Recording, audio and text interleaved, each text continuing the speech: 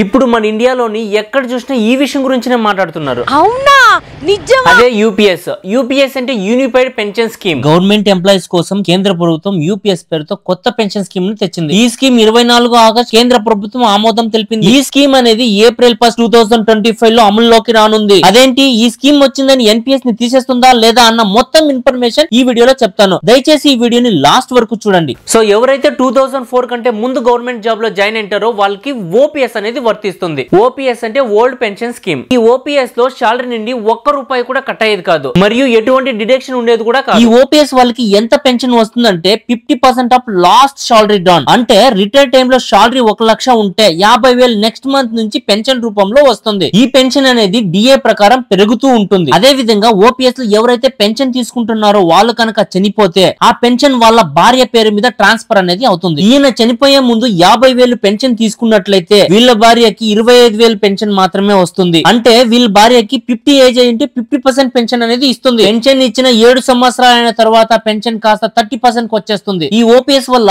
ప్రభుత్వానికి చాలా లాస్ అనేది వచ్చేది. దీనిని గమనించి 2024లో ఓపీఎస్ అనేది తీసేసి ఎన్పిఎస్ ని తీసుకొని వచ్చారు. ఎన్పిఎస్ అంటే new pension scheme or new pension system. ఇందులో ప్రతి నెల శాలరీ నుండి కట్ అవుతుంది. అదే విధంగా 2024 తర్వాత ఎవరైతే గవర్నమెంట్ జాబ్ లో జాయిన్ అయ్యారో వాళ్ళకి ఎన్పిఎస్ అనేది వర్తిస్తుంది. కానీ 2009 తర్వాత ప్రతి ఒక్కరు ఎన్పిఎస్ ఖాతాని తీసుకోవచ్చు అని చెప్పారు. ఇది గవర్నమెంట్ ఎంప్లాయీస్ కి 1 ఏప్రిల్ 2025 వరకు మాత్రమే. దాని తర్వాత 2 ఆప్షన్స్ అనేది ఇచ్చారు. ఒకటి ఎన్పిఎస్ లోనే ఉండొచ్చు, లేదంటే యూపీఎస్ లోకి వెళ్ళొచ్చు. ఈ ఎన్పిఎస్ లో మీ యొక్క బేసిక్ పే మీద 10% కట్ అవుతుంది. దీనికి ప్రభుత్వం 14% యాడ్ చేసి ఇన్వెస్ట్మెంట్ అనేది చేస్తుంది. ఈ ఇన్వెస్ట్మెంట్ లో చేసిన డబ్బు ఖచ్చితంగా చనిపోయేంత వరకు వస్తుందో రాదో కూడా తెలియదు. అందుకనే ఎన్పిఎస్ లో ఎటువంటి బెనిఫిట్స్ లేదని చాలా మంది ఎన్పిఎస్ వద్దని అంటున్నారు. అందుకోసం ఇప్పుడు యూపీఎస్ ని తీసుకురావడం జరిగింది. ఈ scheme state and central government employees కి మాత్రమే. ఈ యూపీఎస్ మీ యొక్క బేసిక్ పే లో 10% కట్ అవుతుంది. కానీ ప్రభుత్వ కాంట్రిబ్యూషన్ 18.5% ఇస్తుంది. యూపీఎస్ లో రిటైర్మెంట్ అయిన తర్వాత ఎంత పెన్షన్ వస్తుంది అంటే లాస్ట్ 12 మంత్స్ కౌంట్ చేసుకుని, అంటే